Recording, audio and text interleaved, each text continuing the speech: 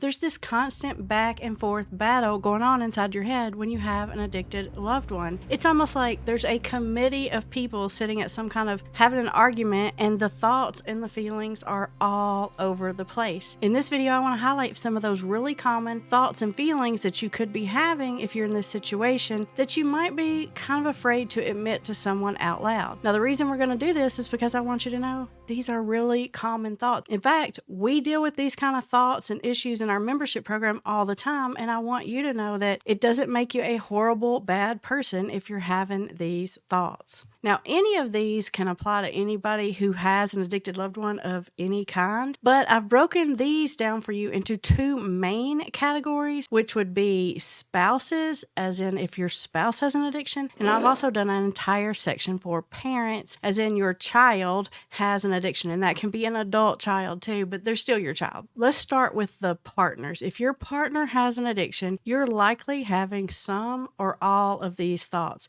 Let me know in the comments which one of these thoughts hits home most for you, and if I left one out, definitely be sure to put that, because that'll probably help someone else who's very likely also having that same thought or feeling. One of the biggest thoughts that you might have if your partner has an addiction is, am I not enough? As in, like, if you loved me, you wouldn't do this or that. Why am I not enough? Why do you always have to go to the alcohol, to the drug, to the pornography? It really hits at the core of our self-esteem when our partner's primary attention is somewhere else all the time. In fact, when you're in a relationship with someone who has an addiction, the best you can ever be is second. And that's a really terrible feeling to have. Now, on the opposite end of that, there's this resentment feeling of, I can't believe you are putting me through this. This is not what I signed up for. And in fact, sometimes you might even have the thought of, I can't even stand being around you, the sight of you, the smell of you. Just being around this other person can make you feel like you just want to cringe to your very core, which creates this dynamic of resentment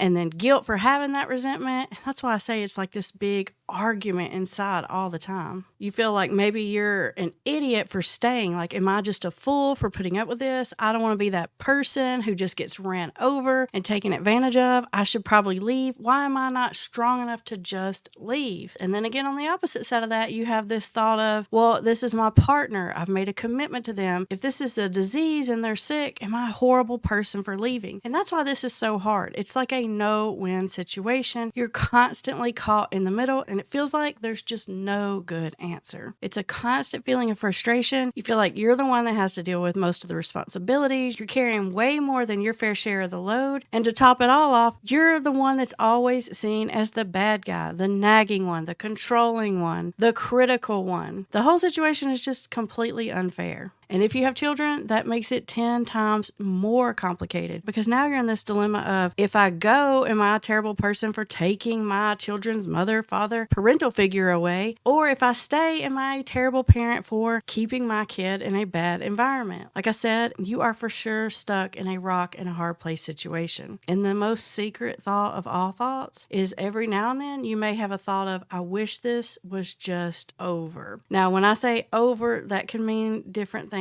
It could mean, I wish I was just divorced from you. I wish this was over. But it could also mean, you know what? I know this is killing you, and I just wish it would get it over with so I could move on with my life, because it feels like being caught in purgatory and constantly tormented when you're in this situation. And I know that's a terrible, horrible thought to have, but let's be real and honest. You're stuck in a terrible situation, and it truly is like watching someone you love and you care about being taken over, being killed by an illness.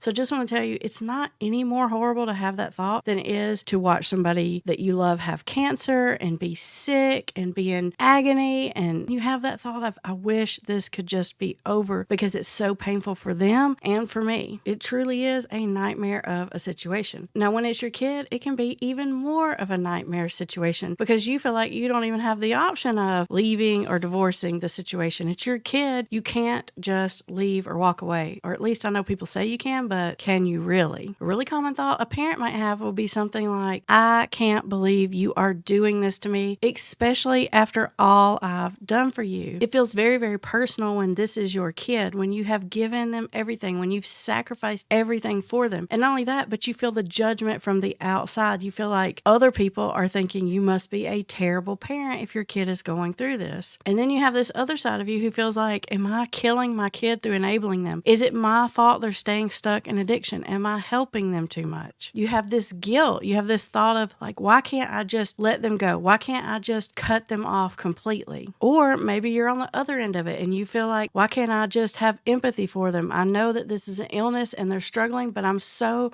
freaking angry at them that I just don't have anything left to emotionally connect. Now, on the opposite end of all that resentment, there's this other side of feeling somehow guilty, like, did I do something wrong? Did I miss something? Is this my fault? Maybe it's because we let them hang around with that bad group of people. It's this constant searching back into the history, trying to find where did things go wrong. And just like with the partners, there's a never-ending thought of, why am I always the bad guy? No matter what I do, I'm the bad guy. If I help the kid, then I'm the bad guy. If I don't help the kid, then I'm the bad guy. No matter what, I'm constantly getting judgment and criticism from every which direction. One of the big complicating factors you deal with as a parent in this situation is you deal with the other people that are involved in the situation, like your spouse, your partner, or maybe this is your ex-partner, and you feel like they just won't get on the same page with you. It's so easy to get into the blame game, to blame your partner because you feel like they're enabling them and they're keeping this going, and that your son or daughter is never going to get better because they keep enabling. Or maybe you feel like your partner or ex-partner is just completely shutting your kid out, and they're so harsh and rigid that they're not giving your kid a chance, which is going to kill them. So it's this pressurized feeling of desperation and then frustration because other people won't get on board with you. Not only is it hard to get the other family members on board with you, but it's difficult to even get other treatment people on board with you, like doctors and counselors and treatment centers. And it feels like you're on this raft in the middle of the deep, dark ocean, and there's